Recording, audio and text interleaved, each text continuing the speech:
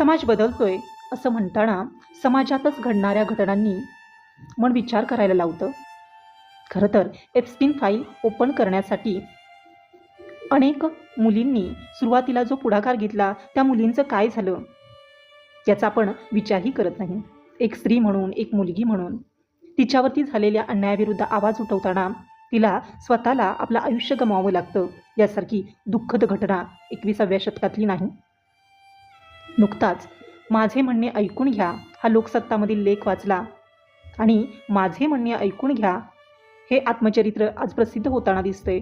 पण हे आत्मचरित्र एखाद्या व्यक्तीच्या किंवा अन्यायाविरुद्ध, आपल्यावरती झालेल्या अन्यायाविरुद्ध आवाज उठवणाऱ्या व्हर्जिनियाचं आत्मचरित्र म्हणून प्रसिद्ध होतंय. ते तिच्या मृत्यूनंतर.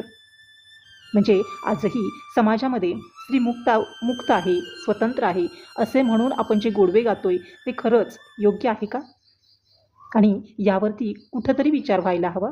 म्हणून आजचा हा व्हिडिओ. धन्यवाद.